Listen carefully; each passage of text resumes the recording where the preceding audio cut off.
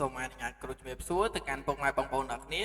ដែលចូលចិត្តតាមដានទស្សនានៃការឲ្យតម្រូវឆ្នោតយួនប្រចាំថ្ងៃសូមស្វាគមន៍ពុកម៉ែបងប្អូនសាជាថ្មីមកកាន់ Channel មហាសប្បាយទៀតហើយជាងថ្ងៃនេះមានគមានជាមួយតម្រូវលេខល្អៗសម្រាប់មកចែកជូនពុកម៉ែបងប្អូនយើងទៀតហើយថ្ងៃនេះត្រូវនឹងថ្ងៃទី26ខែ7ឆ្នាំ2026បាទហើយសារៈតម្រូវរបស់មានការពីម្សិលមិញគឺថាបានចូលដូចគ្នាពុកម៉ែបងប្អូនយើងបាទគ្រាន់តែបានចូលនៅក្នុងអូសអញ្ចឹងមានក៏អត់បានផ្ទៀងផ្ទាត់ជូនពុកម៉ែបងប្អូនយើងទេចឹងមុននឹងឈានទៅដល់ការចែកជូននៅតម្រូវថ្ងៃថ្មីឲ្យមានក៏សូមចិត្តពុកម៉ែបងប្អូនយើងបាទកុំភ្លេចជួយចុចឲ្យមេដៃនិងចុចជាវនៅលើ Channel របស់មីនម្នាក់មួយផងរួចបើកនៅសញ្ញាកណ្ដឹងដើម្បីទទួលបាននៅដំណឹងថ្មីពី Channel របស់មីនបាទចឹងស្ដាប់លេខតូចថ្ងៃនេះដែរបាទស្ដាប់គាត់ទី1ឲ្យមាន82បាទស្ដាប់គាត់ទី2គឺ49បាទស្ដាប់គាត់ទី3គឺ16បាទនិងមកគាត់ចុងក្រោយគឺ25ពុកម៉ែបងប្អូនយើង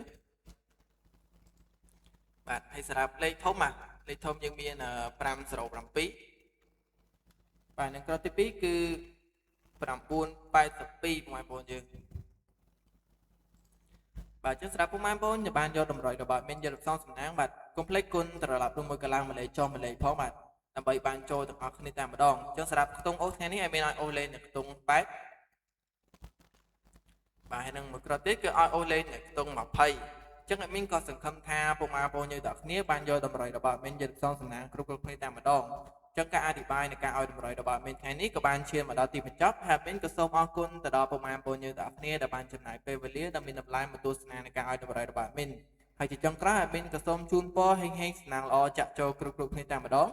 បាទចឹងជួបគ្នាជាមួយមីនម្ដងទៀតនៅថ្ងៃស្អែកបាទហើយមីនក៏សូមការអភ័យទោសនិងការអធិស្ឋានពីសំណាក់ពុកម៉ែបងប្អូនយើងទាំងគ្នាផងនៅរាល់ពាក្យពេចន៍ខុសឆ្គងឬមិនសមរម្យត្រង់ណាបាទមីនក៏សូមអធិស្ឋានផងបាទចឹងមីនសូមអរគុណនិងសូមគោរពលា